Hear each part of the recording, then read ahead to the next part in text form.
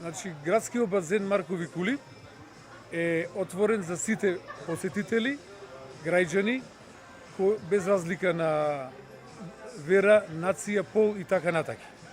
Меѓутоа, сите мора да ги почитуваат мерките, посебно ковид мерките донесени од владата,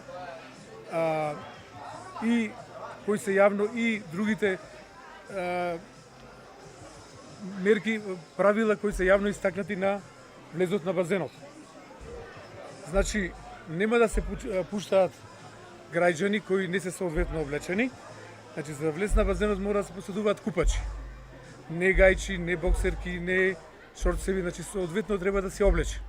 Ние сите ги враќаме, без разлика на дали се од која вера или од која нација. Втора работа, личната хигиена е многу битна. Не може со работна облека, тоа го пишуваме и на ова. Значи, не може со работна облека да влегува во базен, бил директно на работа, градежна работа, сеча, не знам каква, ги тераме да се облечат соодветно како во јавен објект. Исто и за личната хигиена. Значи, овој не е објект за бајна.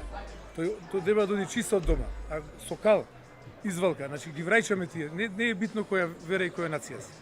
Значи, тие правила и други правила, имав јас грубо ги кажав кои се проблемот. Конкретно инцидент биле само 4 лица и сега моментално имате роми во базенот. Тие што се соодветно облечени, тие што се ги почитуваат мерките, нема проблем.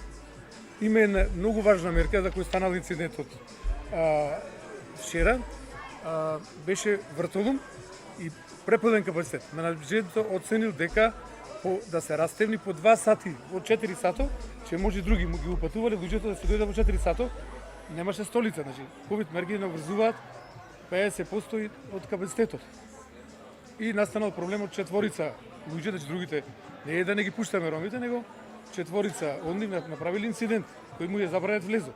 И донесовме и одлука таква, значи отворена за сите граѓани кои ги почитуваат мерките. За сите.